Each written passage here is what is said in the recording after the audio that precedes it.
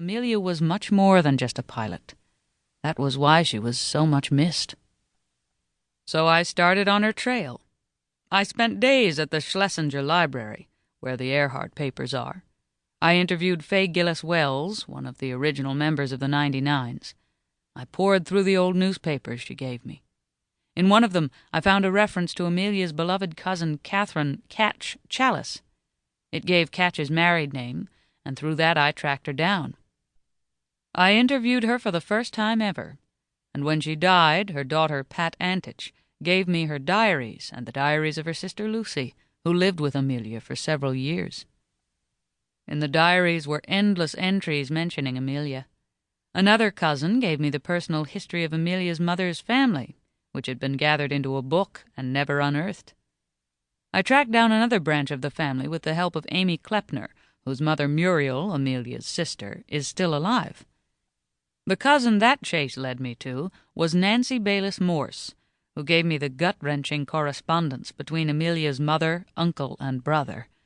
Through those letters I learned how desperately poor the Earharts were in Amelia's growing-up years.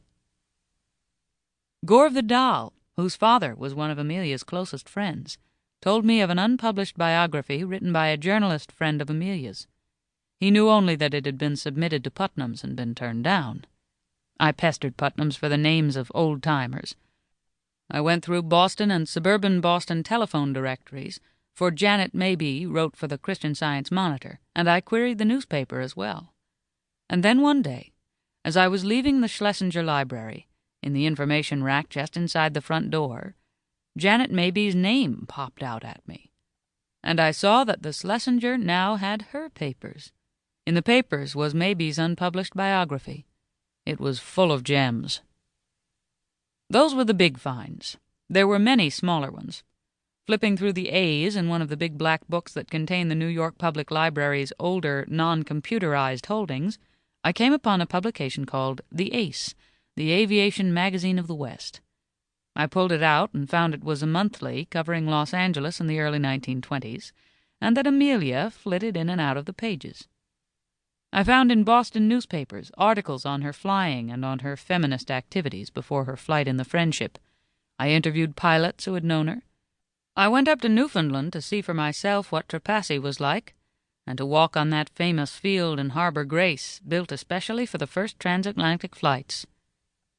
I heard of someone who heard of a woman Amelia's navigator Fred Noonan wrote letters to while they were flying around the world. I tracked Helen Day Bible down.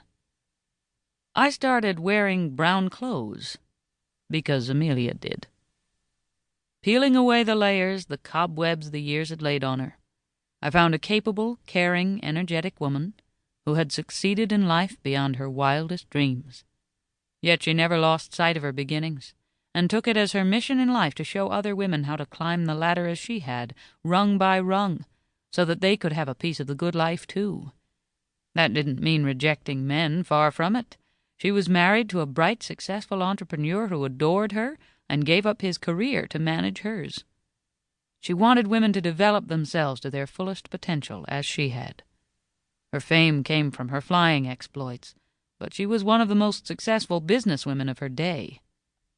She made her living on the lecture circuit, was one of the 4 founding stockholders and vice president of the airline that became Northwest Airlines, was involved in various air-related businesses, was the author of 2 books and countless magazine articles, was under contract to the New York Herald Tribune, and was on the staff of Purdue University as a consultant in careers for women. She gave her students positive reasons to succeed. I advised them all to identify themselves with some form of economic activity. I believe that a girl should not do what she thinks she should do, but should find out through experience what she wants to do. For that reason I ask the girls to measure themselves against others who are earning their living. I endeavor to find out why girls select particular subjects for study, what other interests they have, and to let them see what other women are doing in these various fields.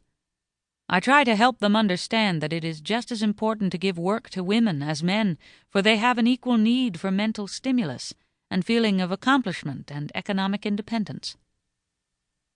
She was a feminist who appealed to men as well as women because she used her position to promote not women's causes,